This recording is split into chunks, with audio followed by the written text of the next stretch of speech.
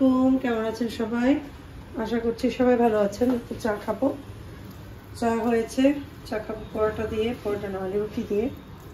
রুটি ভেজে নিয়েছি, একটা রুটি খাচ্ছি আমি, অর্ধেক খাবো, অর্ধেক থাকবে, ওটা রুটি খাবো না। যদি আসেফের জন্য চা বানাচ্ছি, আসেফ যদি খায় তো খাবে, নয়তো না খাবে, সমস্যা নেই।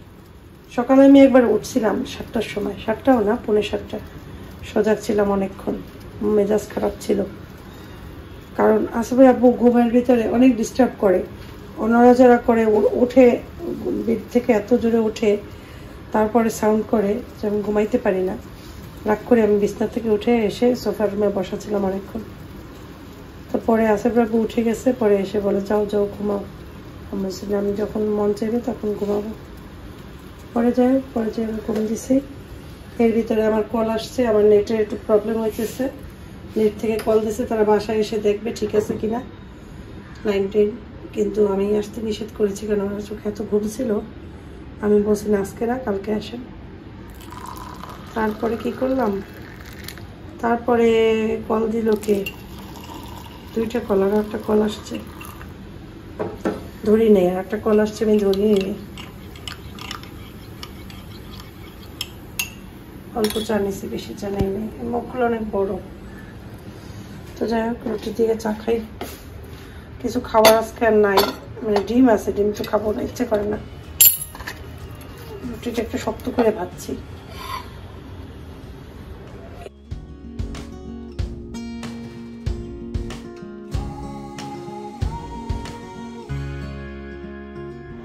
দেখতে পেতে শক্ত আজকে রুটিটা, তাওয়ার ভিতরে রেখেছিলাম অনেকক্ষণ।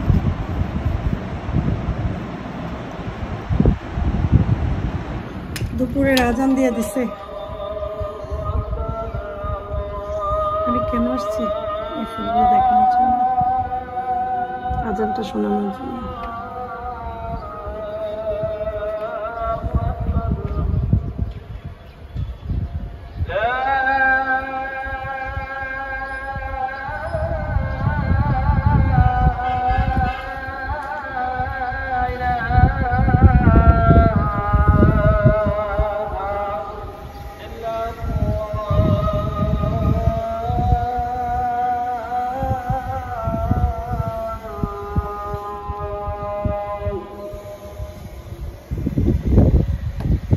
সুন্দর আজান, মাশাআল্লাহ।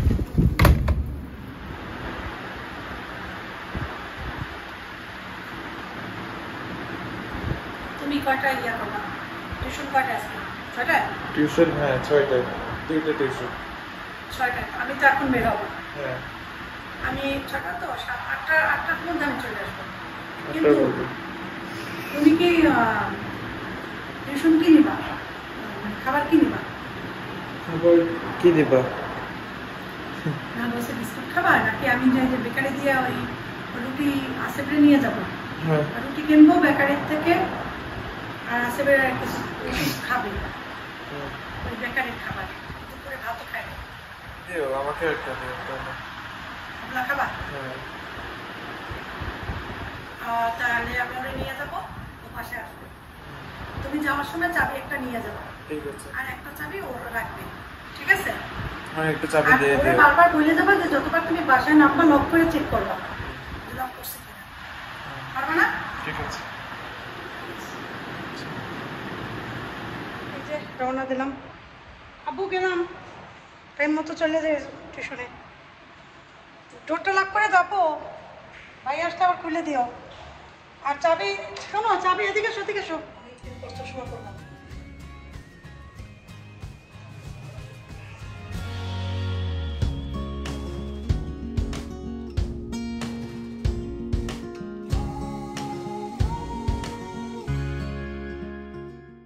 এখানে এসে দেখলাম গরম গরম আছে সব খাবার, একটু আগেই তৈরি হয়েছে। তো এখান থেকে চিকেন বান এক ধরনের, ওইটা নিয়ে নিলাম, আর ব্রেড নিলাম আমার বাসার জন্য। কিন্তু আসলে কি, আমি ব্যাগে টাকা না নিয়েই চলে আসছি, ব্যাগে মনে হয় মাত্র 600 টাকা ছিল। তো আমি খাবার দাবারই মনে হয় 400 টাকার মতো কিনেছি, আর যেটা ছিল ওটা রেখে দিয়েছি, কারণ রিক্সা ভাড়া দিতে হবে যাওয়া আসা 2বার। আসিফ তো সাথেই আছে, আসিফকে রাস্তায় নামিয়ে দেবো, আমাদের বাসার রাস্তার কাছে আফিফকে অলরেডি আসিফকে নামিয়ে দিয়েছে, আসিফ বাসা চলে গেছে। আসিফ আর আফিফের খাবার ওই দিয়ে দিয়েছি, ওরা সন্ধ্যায় যেটা খাবে। আর বাসার জন্য একটু নিলাম, কিন্তু তাও একটু রাস্তা থামতে বলেছিলাম, একটু কলা টলা টুকটাক নেব করে, যে পরে রিক্সা ভাড়া আসার সময় আম্মার কাছ থেকে নিয়ে আসা যাবে। কিন্তু না, এই রিক্সাওয়ালাটা ছিল অনেক বেয়াদব। তো যাই হোক, এরপর আর আমি বেশি একটা করিনি। তো এখানে আবার একটু থেমেছে, আমার ভাগ্নি ওইখান থেকে আসতে আসে, তো ওরে নিয়ে তারপরে বাসায় আসলাম। রিক্সাওয়ালার মানে আছে না, যে একটা রিক্সাওয়ালা একটু অভদ্র টাইপের হয়, এই লোকটা ওই রকমের অভদ্র ছিল প্রচুর। যাই হোক, এরপরে সাগর আবার নিচ থেকে আমাকে মুড়ি দিয়ে দিল, মুড়ি আনতে গিয়েছিল সাগর, আম্মা মনে হয় মুড়ি বলছিল নিয়ে আসতে। তো আমি মুড়ি আর নিয়েই ভেতরে ঢুকলাম। তো দেখি যে আম্মা নামাজ পড়ছে আসরের। এরপরে মাগরিবের নামাজ পড়লাম আমরা সবাই।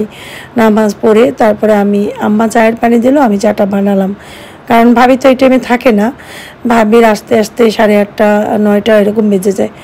হ্যাঁ, তো আমি চা বানাচ্ছি আমাদের তিনজনের। আমার আব্বা চা খায় না, আব্বা শুধু নাস্তা খায়। তো আম্মা আজকে বুট বাগার দিয়েছে, তো ওই জন্য মুড়ি সাগরকে বলছিল যে মুড়ি আনার জন্য। তো সাগর যাওয়ার আগে মুড়ি এনে তারপর চলে গেছে, নিচ থেকে আমাকে ধরিয়ে দিয়েছে প্যাকেটটা। এরপরে চা বানালাম সুন্দর করে। আর এই যে বুট, এটা আম্মা করেছে। আম্মা বিকেলে একটা কিছু নাস্তা খায়, আমি অতটা খাই না, খুব কম খাই, একটু ব্রেড হলেই হয় বা একটা টোস্ট হলেই হয়। আর আমি যে চিকেন নিয়ে আসছি ব্রেড, সেগুলো কেটে কেটে দিলাম, ওগুলো অনেক বিগ বিগ সাইজ ছিল, বলে যে কেউ বড় খাবে না।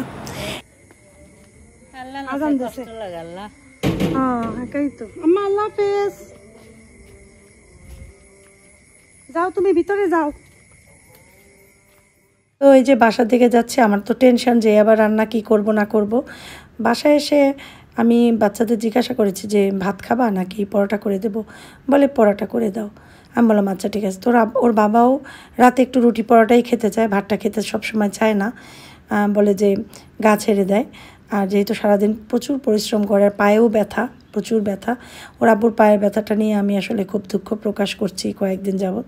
আমার খুবই খারাপ লাগছে ওনার জন্য, যে উনি খুব পায়ে ব্যথায় কষ্ট পাচ্ছে।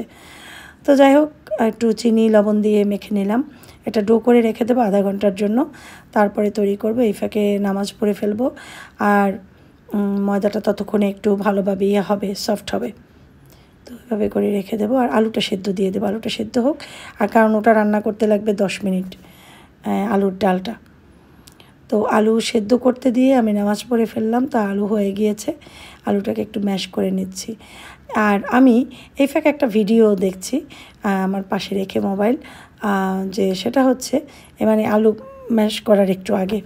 তো এই ফাঁকে ফাঁকে বন্ধ করে একটু ভিডিও করি, আবার ভিডিওটা দেখি। সেটা হচ্ছে আর যে কিবরিয়া শোয়ের যে কিবরিয়া ভাই, উনি অনেক মানুষের তো সাক্ষাৎকার নেন। এবার যে কোনো একটা শোতে তিনি সাক্ষাৎকার নিয়েছেন, ওই শোটা না যেটা টিভিতে একটা শো দেখায়, ওইটা না, অল টাইম যে সেটা না, এটা আর একটা শো। তো এই শোটায় সে দেখিয়েছে একটা মহিলা তার সাক্ষাৎকার নিয়েছে, অনেক টাইম, বিশাল একটা সাক্ষাৎকার। আমি এখনও বসে বসে দেখছি, এইটা রান্না করার সময় মাঝে মাঝে স্টপ করে আমি ভিডিও করছি, আবার দেখছি সেটা পরে। তো একটা মহিলা, সে তার কলিজাটা তার হাজব্যান্ডকে দিয়ে দিয়েছে। এটা কিন্তু সেই 4টেখানে কথা না, কিডনি দিতে তো দেখেছো এর আগে, তাও দিয়ে পরবর্তীতে সে কিডনি নিয়ে কত ঝামেলা হইলো, মহিলা পুরুষের ভিতরে কত খোটা, কত ঝামেলা, আমার কিডনি আমি ফেরত চাই এরকমের বলছে। যাই হোক, ওইসব ব্যাপার আলাদা, কিন্তু এই ব্যাপারটা পুরাই আলাদা। ওই লোকের লিভার সিরোসিস হয়েছিল ওনার মানে হাজব্যান্ডের। তো উনি বাঁচবে না বেশি দিন যদি এভাবে চলতে থাকে। তো ওয়াইফ চিন্তা করলো কীভাবে সে বাঁচাবে তার হাজব্যান্ডকে। কত মানুষের কাছে ডোনার খুঁজেছে অনেক জায়গায়, স্বাভাবিক, কেউ কার কলিজা দেবে, লক্ষ কোটি টাকা দিলেও কেউ কলিজা দিতে চাইবে না। আর মানুষ তো বোঝে না যে এইভাবে দেয়া যায় বা এতে কোনো ক্ষতি হয় না, বা হয় আল্লাহ চাইলে ক্ষতিও হয়, আবার না চাইলে কিছুই হয় না, এরকম ব্যাপার। উনি করলো কি, লাস্টে দেখে যে কোনোভাবেই কোনো কিছু হচ্ছে না, আর উনি দিতে পারবে এরকম যখনই শুনেছে ইন্ডিয়ান ডক্টরদের কাছে, তো ইন্ডিয়াতেই ওনার অপারেশন হয়েছে। উনি ওনার 60% কলিজা দিয়ে দিয়েছে, মানে ডাক্তার আগেই বলেছে 60-র ভিতরে দিতে হবে, তো পুরো 60টাই নিয়ে গেছে। ওনার 40% ছিল। পরে 1 বছর পরে এই সাক্ষাৎকারটা, আর 1 বছর পর ওনার কলিজা আবার রিকভার করেছে, পুরো কলিজা আবার ঠিক হয়ে গেছে। হাজব্যান্ডেরটাও ওনারটাও। ওনার হাজব্যান্ড কত বড় ভাগ্যবান পুরুষ যে এরকম একটা নারী সে জীবনে পেয়েছে যে তার হাজব্যান্ডকে এতটা ভালোবাসে। তো আসলে ভালোবাসতে হয়, সবাইকে সবার ভালোবাসতে হয়। হাজব্যান্ড হচ্ছে সবথেকে ভালোবাসার জিনিস। যখন তুমি তোমার ফ্যামিলিতে, তখন তোমার বাবা মা তোমার সব কিছু, আর তুমি যখন হাজব্যান্ডের কাছে চলে আসো তখন ওই লোকটাই তোমার সব কিছু, এটা মনে করতে হবে। তাকে ভালোবাসতে হবে। সে ভালোবাসা পেলে কিন্তু একটা মানুষ অনেক ভালো থাকে, আর খারাপ মানুষটাও ভালো হয়ে যায়। অবশ্য সবাই হয় না, এটাও সত্যি কথা। আর এই মহিলার হাজব্যান্ড, এই মহিলার থেকেও নাকি সে নিজেই বলেছে আমি কিছু না, আমার স্বামী এত ভালো, তাকে আমি এত যন্ত্রণা দিয়েছি, এত কষ্ট দিয়েছি, সে পুরো লাইফ স্টোরি বলে। কিন্তু আমার জামাই কোনদিন শব্দ করেনি এবং আমাকে এতটা ভালোবেসেছে, রেসপেক্ট করেছে। পরবর্তীতে সে তার কলিজাটা তার হাজব্যান্ডকে দিয়ে দিল। এই ঘটনাটা দেখার পরে আমার চোখ থেকে পানি পড়েছে শুধু। তো আসলেই ভালো, অরিজিনাল ভালোবাসা পৃথিবীতে আছে, আর নকল ভালোবাসাও পৃথিবীতে আছে। তো যারা অরিজিনাল ভালোবাসাটা পেয়েছে তারা তো খুবই লাকি। আমার আফিফ বলছিল যে আম্মু আলুর ডালনাটা কি? আমি বলি বাবা এই খাবারটা যে কত করে খাইয়েছি তোমাদেরকে, সেদিনকেও করেছি, সবাই ভিডিওতেও দেখেছিল। তো আমার ছেলে ভুলে গেছে, বলে তুমি আলুর ডালনা বলছো তো, সেজন্য আমি ব্যাপারটা বুঝতে পারিনি। তো আমার ছেলে মানে খুব লাইক করেছে খাবারটা, আসেবও খুব লাইক করেছে, আমি তো অনেক লাইক করেছি, কারণ আমি তো মজা করে খাচ্ছি, কারণ এই ধরনের খাবার আমার খেতে ভালো লাগে। আমার ছেলেদেরও, অনেকেই ভাতটা পছন্দ করে, আমি ভাতের পরিবর্তে অন্য অন্য আইটেমও পছন্দ করি, তবে প্রতিদিন না। ভাত একটু আমার খেতেই হবে, তা হোক 1 দিন 2 দিন পর, কিন্তু ভাত একটু খেতে হবে। তো যাই হোক, আসেবের আব্বু তো এখনও এলো না, সে আসবে সেই 11:30টায়। তো আজকের মতো বিদায় নিয়ে নিই। সবাই ভালো থাকো, সুস্থ থাকো, মা আসসালামা।